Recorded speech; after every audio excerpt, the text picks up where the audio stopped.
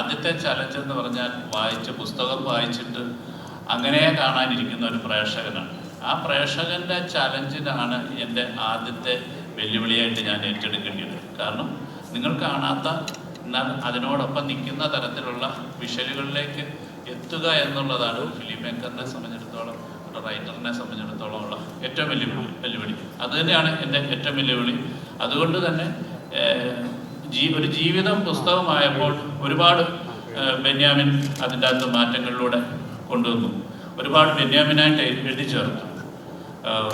അത് ഒരു സാഹിത്യത്തിൽ നിന്ന് സിനിമയിലേക്ക് മാറുമ്പോൾ എനിക്ക് പല രംഗങ്ങളും കാണിക്കാൻ്റെ ആവശ്യമുണ്ടാകുന്നില്ല.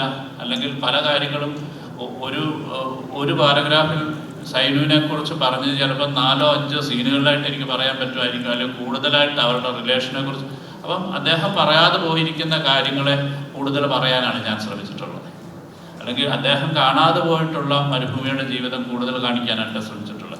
അപ്പം അത്തരത്തിലുള്ള എങ്കിൽ മാത്രമേ അതൊരു എക്സ്പീരിയൻസ് ആകത്തുള്ളൂ. അല്ലെങ്കിൽ ഒരു ഡോക്യുമെൻറ്റേഷനാണ്. പുസ്തകത്തിൻ്റെ ഒരു ഡോക്യുമെൻറ്റേഷൻ അല്ല ആടുജീവിതം എന്ന് പറയുന്നത്. ആടുജീവിതത്തിന് അതിൻ്റേതായിട്ടുള്ളൊരു ഐഡൻറ്റിറ്റി ഉണ്ട്. എന്നാൽ പൂർണ്ണമായും ആ കഥയെ ബേസ് ചെയ്തിട്ട് തന്നെയുള്ളതാണ് എന്നുള്ളതാണ് എൻ്റെ ഒരു യാഥാർത്ഥ്യം.